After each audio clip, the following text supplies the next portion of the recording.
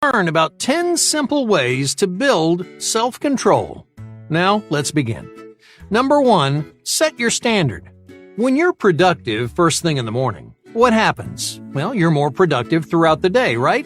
What if you're lazy first thing in the morning? That lazy morning snowballs into a lazy afternoon. My point is, you set a standard right after you wake up, and that standard guides your behavior for the rest of the day.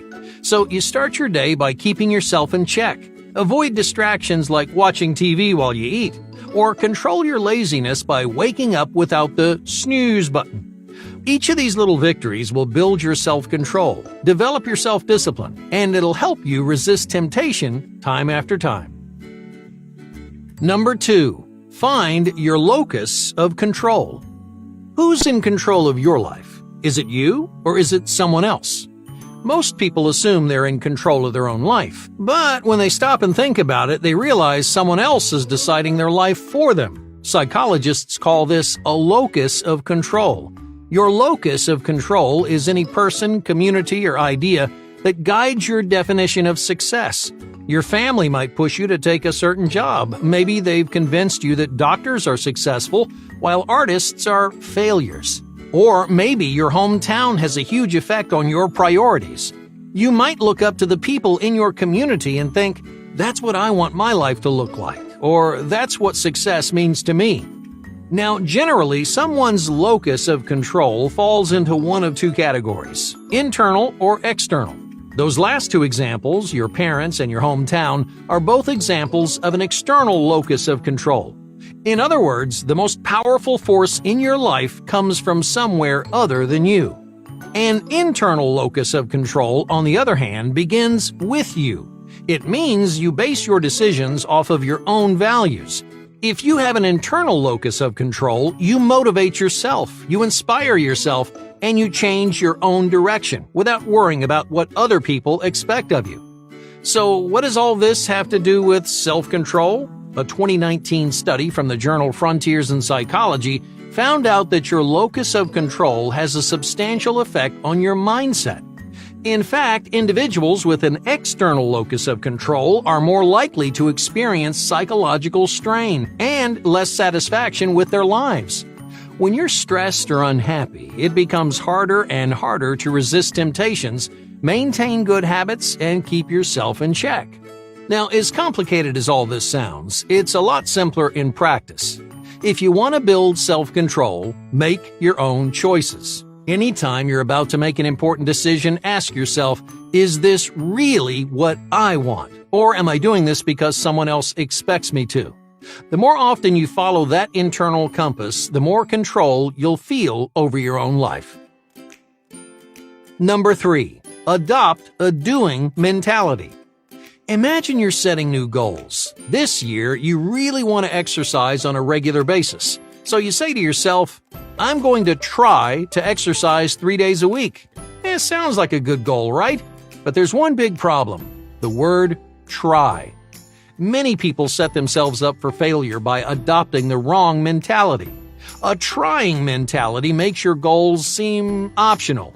It creates room for failure, and it assumes that you're going to mess up. But what's the point of setting a new goal if you're expecting yourself to fail? That's why adopting a new mentality is so much more effective for developing self-control.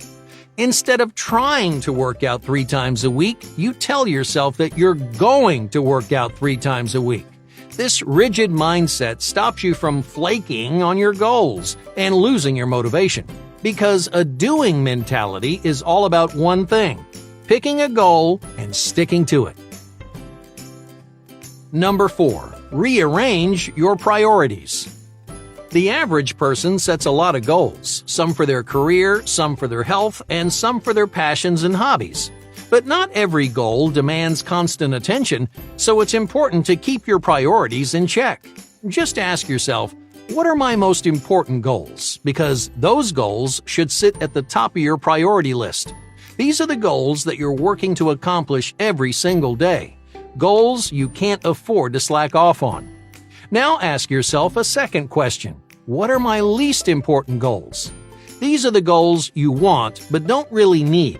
The goals you don't mind fading into the background. Now, both of these kinds of goals are crucial for self-control because you need to know what comes first and what comes last.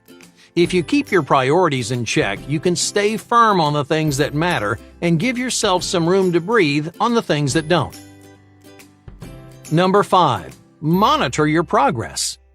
Few things are more motivating than progress. If you're trying to lose weight, you want to see a lower number on your scale, right? If you're trying to be more productive, you want to cross those items off your to-do list. Progress inspires you to push harder and harder every day, so don't let that progress go to waste. To build your self-control, keep tabs on your progress. Pay attention to the little improvements that you make over time. They might seem small or insignificant now, but every bit of progress adds up. That way, when you're feeling tempted or losing control, you can look back on how far you've come and remind yourself what you're fighting for. Number 6. Reroute your control. Self-control isn't habit-specific. In other words, if you're trying to quit a bad habit, you can help yourself quit by quitting something else first. All right, let's say you want to cut junk food out of your diet, but you're having a hard time controlling yourself. So instead of focusing on junk food, try to stop watching TV for a few weeks. Now, during those few weeks, you may be eating junk food, but you're still practicing self-discipline. You're still resisting some kind of temptation, and you're building self-control, which means that you'll have an easier time tackling junk food the next time around. Number 7. Boost your energy. When are you the laziest? Well, you're lazy when you're unmotivated. You're lazy when you're distracted. But most of all, you're lazy when you're tired. If your body and brain doesn't have the energy to perform, your productivity is going to nosedive. And that's why fatigue is such a powerful predictor of both self-control and performance. So, how can you give your energy levels a boost? According to a 2006 study from the University of Georgia, regular exercise is a great place to start. Exercising multiple times per week can reduce general fatigue, which means you have more energy to get things done. But that's not all. A 2017 study from the journal Behavioral Modification found that physical activity increases self-discipline on its own. In other words, consistent exercise will keep you in control of your life. Oh, why is that?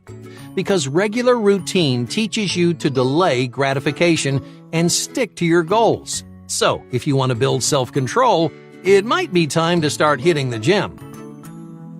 Number 8. Strategic delays. Sometimes you take on more than you can handle. You lose control because you're feeling overwhelmed. Now, if that happens, don't force yourself to do everything at once. Pick out the most important things and postpone the rest. Yeah, I know it seems like procrastination, but it's really not, because you're learning what you can and can't handle. You're learning how to set your own limits, and those limits will keep you productive and in control down the line. Number 9.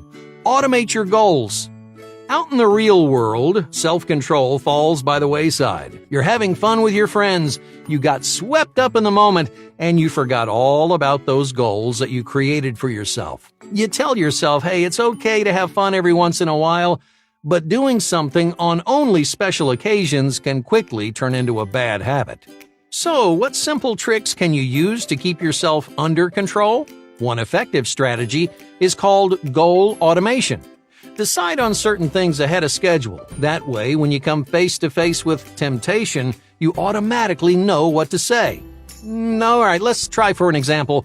Imagine you're going to eat with a group of friends. You've been really good with your diet, so you want to make sure you order the healthiest option available. Instead of getting tempted by all the other delicious options, you decide before dinner that you're going to order a salad. So, that's exactly what you do. And by the time you get to the restaurant, you don't even have to look at a menu. You already know exactly what to order, relieving that pressure and keeping your habits under control. Number 10. Practice your fail-safe. People who automate their goals often use something called a fail-safe. Let's say you decide to order that salad, but your friend orders a burger that makes your mouth water. You know what you're supposed to say. You decided your order ahead of time, Oh, but that irresistible temptation, that burger is changing your mind. This is the perfect moment to use your fail-safe. A fail-safe is a ritual that you do every time you lose control.